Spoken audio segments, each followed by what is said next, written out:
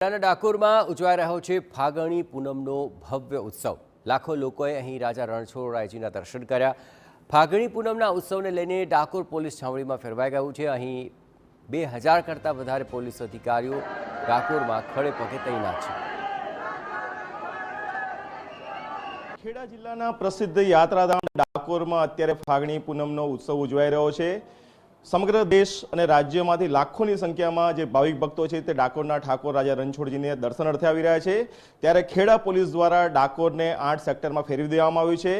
મોટા પ્રમાણમાં પોલીસ બંદોબસ્ત ગોઠવી દેવામાં આવ્યો છે। અત્યારે આપણી સાથે જોડાયા છે ખેડા એસપી, તેમની સાથે વાત કરીશું।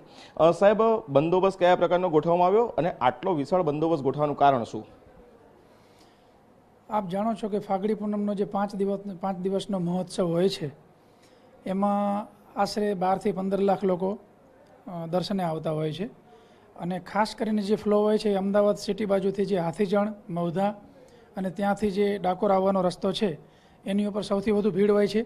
એ સિવાય નડિયાદથી જે ડાકોર આવે છે, સેવલિયાથી ડાકોર આવે છે એ રસ્તાઓ ઉપર, એટલે આટલી બધી પબ્લિક 5 દિવસની અંદર આવે અને એમાં પણ જે લાસ્ટ 2 દિવસ જે છે, આજ અને આવતીકાલનો દિવસ, એની અંદર યાત્રાળુઓની જે ભીડ છે એ સૌથી વધુ રહેતી હોય છે અને દર્શને સૌથી વધુ લોકો આવતા હોય છે। ક્રાઉડ મેનેજમેન્ટ વ્યવસ્થિત રીતે થઈ શકે અને યાત્રાળુઓ જે છે એ ભગવાનના સારી રીતે દર્શન કરી શકે એ માટે બંદોબસ્તને અલગ અલગ 8 સેક્ટરમાં ફાળવવામાં આવેલો છે। એમાં રોડ બંદોબસ્ત, પાર્કિંગનો અલગ સેક્ટર અને એ સિવાય ખાસ કરીને જ્યારે ગાયોના વાડા જે વિસ્તાર છે ત્યાંથી ડાકોરની અંદર જે એન્ટ્રી થાય યાત્રાળુઓની, ત્યાંથી લઈ અને મંદિર સુધી અલગ અલગ 44 નાના સેક્ટર, જેને આપણે આડબંધ અલગ રીતે કહીએ છીએ, અને લોખંડના ખૂબ મજબૂત આડબંધ બનાવવામાં આવેલા છે। અને એની અંદર જે લોકો સમાવવાની જે કેપેસિટી હોય એની 70% લોકોને અંદર રાખવામાં આવે છે, જેથી કરીને મૂવમેન્ટમાં કોઈ પ્રોબ્લેમ ન થાય। નહીંતર ક્યારેક ધક્કામુક્કી થાય અને જો એકદમ ગીચોગીચ હોય તો નુકસાન થવાની શક્યતાઓ રહે, તો ખૂબ સ્મૂથલી કરી શકે છે। અને જ્યાં ભીડ વધારે હોય ત્યાં વચ્ચેના આડબંધ છે એને બ્લેન્ક કરી દેવામાં આવે છે, જેથી કરી અને ભીડને મેનેજ કરી શકાય। એન્ટ્રી અલગ, એક્ઝિટ અલગ, એ રીતની સરસ સુવિધા કરવામાં આવેલી છે, જેથી યાત્રાળુઓનો ઇનફ્લો અને આઉટફ્લો ખૂબ સારી રીતે મેન્ટેન થાય છે।